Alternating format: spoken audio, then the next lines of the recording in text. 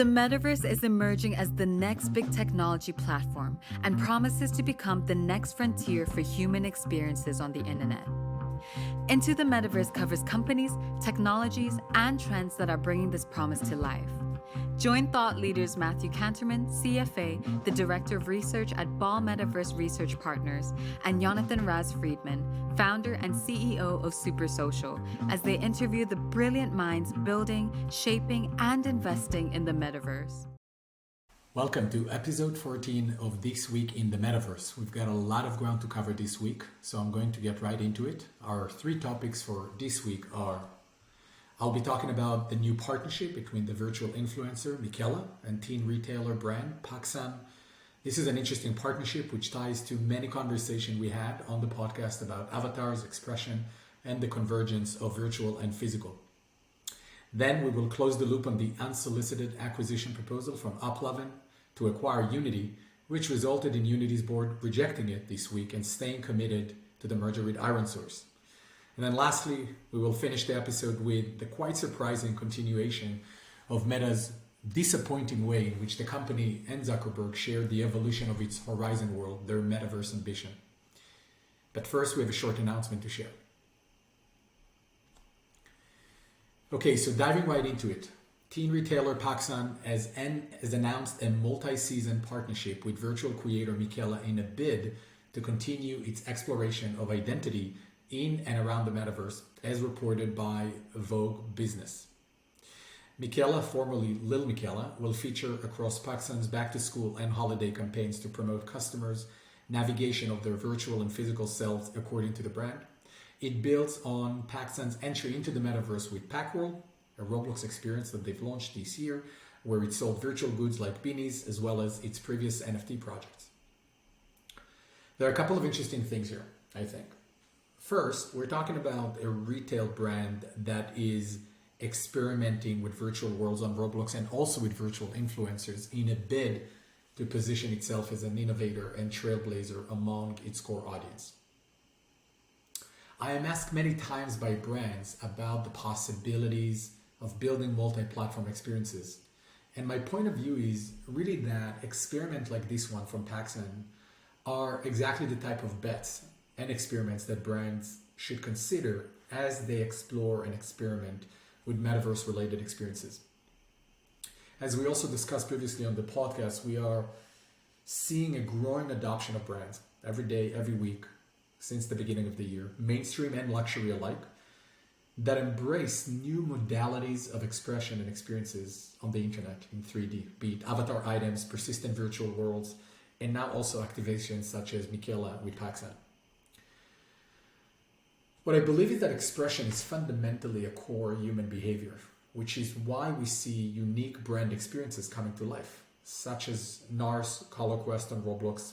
A disclaimer here, I'm the CEO of Super Social, the company that developed and published that experience. And we're seeing more of these type of experiences if it's Gucci Town and really the evolution of brands coming into virtual world 3D platforms like Roblox, like Epic Games with Fortnite Creative, etc. And so I really believe that we are witnessing the beginning of a new wave of brand experiments in different metaverse-related modalities. We're now seeing dozens of experiences this year, and I believe it's going to be in the hundreds of experiences, hundreds of experiments, and maybe more in the next 12 to 18 months, where many, many more brands are going to not only embrace the notion of the internet moving into a 3D experiences, but also understanding what does it actually mean for people? What does it mean for consumers? What does it mean for shoppers? What does it mean for young people? What does it mean for people from different demographics and different backgrounds? And we're just excited to see these experiments coming together. And so rooting for all brands experiments. I want to move on to our second item for today and really closing the loop on the unsolicited acquisition proposal from AppLovin's to acquire Unity, which resulted in Unity's board rejecting it and staying committed to the merger with ironSource. And so reading from Unity's press release, and I'm quoting, Unity announced that its board of directors has completed a thorough financial and strategic evaluation of the unsolicited proposal from AppLovin, and has unanimously determined that it is not in the best interest of Unity shareholders and would not reasonably be expected to result in a superior proposal as defined in Unity's merger agreement with ironSource. The Unity board reaffirms its recommendation to Unity's shareholders to vote in favor of the previously announced ironSource transaction and recommends against the unsolicited AppLovin proposal. The Unity board is committed to acting in the best interest of Unity shareholders with a focus on driving long-term sustainable value creation. Then I'll just conclude with John Riccitiello, the president and chief executive officer of Unity, who said, "The board continues to believe that the ironSource transaction is compelling and will deliver an opportunity to generate long-term value through the creation of a unique end-to-end platform that allows creators to develop, publish, run, monetize, and grow live games and real-time 3D content seamlessly. We remain committed to and enthusiastic about Unity's agreement with ironSource and the substantial benefits it will create for our shareholders and Unity creators."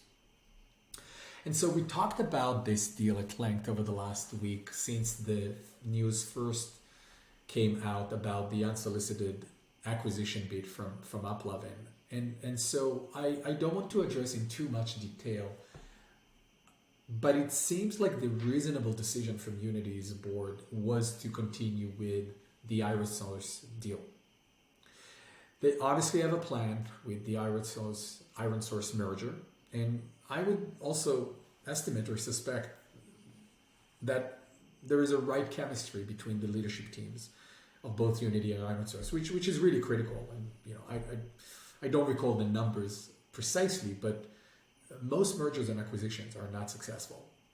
And this is quite a significant acquisition. ironSource is a major company, a major player in the mobile advertising and app development and app monetization. And so this is going to be there is a natural fit between the companies, but nonetheless, it's a merger of two quite significant businesses.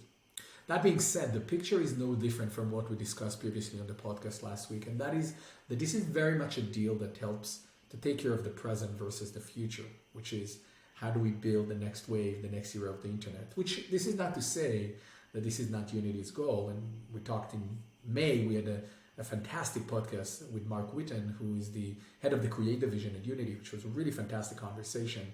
And so, we're very bullish at the Unity proposition and potential for the future, but it also seems that this is a very defensive move that really helps to take care of the present, which is not a bad idea, in helping both companies address the challenges created by Apple privacy tactics and the impact that the Apple initiative of preventing following users through apps really impacting the mobile advertising industry through the iOS ecosystem. And so both Unity and ironSource need this merger for the near future, and we'll see what the future holds, but we remain excited and in belief about the unique proposition that Unity has for creators and in the long-term vision of really empowering and enabling creators from anywhere, from every sector, to build next generation experiences. And then lastly, our last topic for today is talking about Meta's Horizon Worlds that has launched in two new markets, France and Spain. The big deal about this announcement, to be honest, is less about Horizon's expansion into other markets, especially as the platform is still nascent, but really it's more about the image that captured everyone's attention, in which Mark Zuckerberg shared a VR selfie, essentially, with a dead-eyed avatar standing in an empty landscape populated only by a small version of Eiffel Tower and Spain's unfinished Sagrada Familia from Barcelona. Force contributor Paul Tassi titled his article saying, and I'm quoting, "Does Mark Zuckerberg not understand how bad his metaverse looks?" And so we will put a link to that article and also to the image on our Substack post after when we publish the episode. But I'd like to unpack what's the issue here, or what I think is the issue, and provide my kind of commentary. Meta and Zuckerberg are investing billions into building essentially their version of the metaverse, which, as we talked about in the podcast previously, is kind of the counter to the quote-unquote the metaverse that companies like Apple are going to try and build with a closed ecosystem powered by their fantastic high-end devices and Meta, as we discussed previously, according in Mark Zuckerberg's own word and ambition, is really to build a competing platform that looks more like the Android mobile ecosystem, and really go head to head against what they perceive Apple to have been building, a very closed system that Apple is dominating very tightly. And so this is clearly a big attraction point for users for Meta, that they want to build these virtual world, they want to build their own version of the metaverse, and it's obviously a very important project, and obviously we share the promise and possibilities of the metaverse as the next frontier of the internet, where people are going to socialize, express themselves, and really look cool while doing so through our 3D avatars, right? And it doesn't matter how many avatars we're going to have, it might be one, but it's obviously clear that for a whole new generation, it's going to be critical to look cool and to make sure that your friends are there. And so currently that's not the case with Horizon World. And as I claimed several times, while I wouldn't underestimate one of this era's most brilliant entrepreneurs and company builders, Mark Zuckerberg, it does seem like Meta is struggling in elevating the appeal of Horizon World,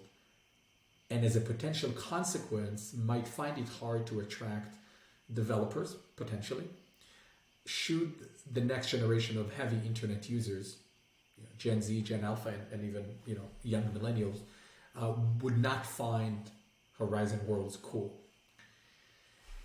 And again, if we think about what's really promising about the vision of the metaverse, which obviously we're at the very, very, very early stage of the emergence of the metaverse, and we have these proto-metaverses, kind of different platforms, like what Epic is doing with Fortnite Creative, like what Roblox is building for the past 17 years, like what other platforms like Core and Rec Room and VRChat and Niantic, and of course Meta as well.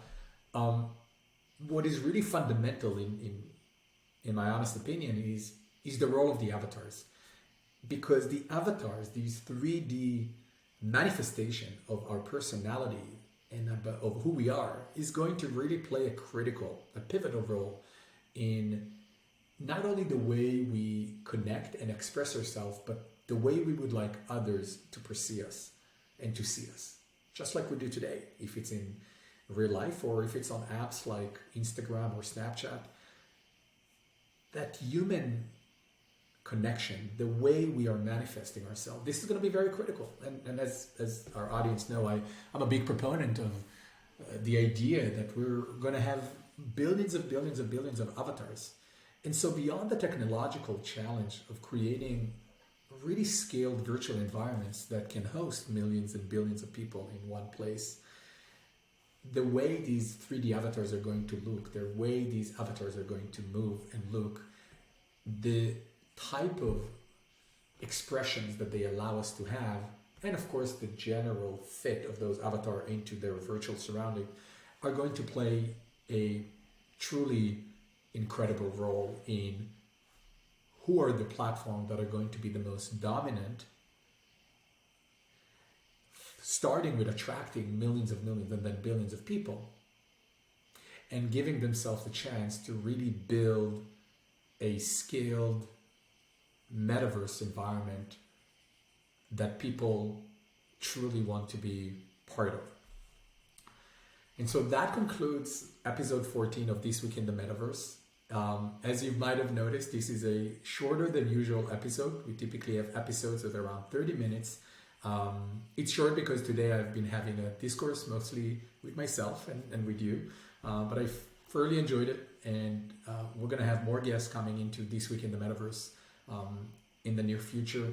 But I do hope you enjoyed this episode today, and please share comments on whichever channel you're listening to the podcast, or if you're watching on YouTube. And as always, to get the early access to our content, join our Substack community as a free subscriber, and follow us on Twitter as well. And until then, enjoy and have fun in the metaverse.